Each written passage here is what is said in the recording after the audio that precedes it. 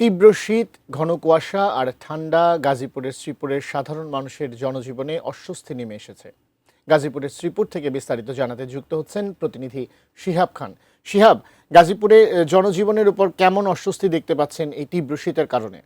দ্বীপ, দেশের অন্যান্য জায়গার মতো গাজীপুরের শ্রীপুরেও কিন্তু বেশ কয়েকদিন যাবৎ তীব্র শৈত্যপ্রবাহ বয়ে চলছে। এই তীব্র শৈত্যপ্রবাহের কারণে শ্রীপুরের যে সাধারণ মানুষ যারা আছেন তাদের কিন্তু আহ, দৈনন্দিন যে কাজকর্ম সেই কাজকর্ম কিন্তু ব্যাঘাত ঘটছে।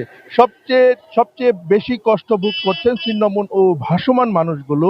এই মানুষগুলোর পাশে স্থানীয় প্রশাসন কম্বল সহ বিভিন্ন শীত বস্ত্র নিয়ে দাঁড়ালেও প্রয়োজনের তুলনায় তা অপ্রতুল বলে আমরা জানতে পেরেছি। এছাড়াও অফিসগামী মানুষগুলো তীব্র শীতে বেশ ভুগছেন। বেশ কয়েকদিন যাবৎ সূর্যের দেখা না পেয়ে খেটে খাওয়া দিনমজুর মানুষ অনেকটাই কর্মহীন অবস্থায় রয়েছেন। এছাড়াও রিক্সা চালক সহ স্বল্প আয়ের সাধারণ মানুষ তীব্র শীতে বেশ কষ্ট করছেন। শীতের পাশাপাশি দেখা দিয়েছে ঘন কুয়াশা, আর এই আহ, ঘন কুয়াশার কারণে কৃষকের বীজতলা, আলু, টমেটো, সিম সহ বিভিন্ন রবি শস্যের ফলনে ব্যাঘাত ঘটছে।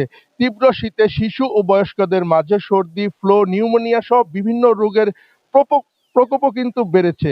শীতের প্রভাব পড়েছে কিন্তু খুচরা ব্যবসাতেও। রাস্তার পাশে চায়ের দোকান সহ বিভিন্ন ব্যবসা প্রতিষ্ঠানে শীতের কারণে বিক্রিতে মন্দা চলছে।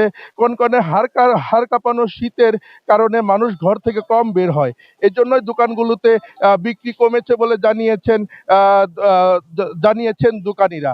রাতে তীব্র শীত, দিনে এবং রাতে তীব্র শীত, সাথে হিমেল হাওয়া, এই দুই মিলিয়ে যেখানে মানুষের জনজীবন অতিষ্ঠ, রাতে কিন্তু ঠিক ঘন কুয়াশার বেশ একটা দাপট কিন্তু থাকে।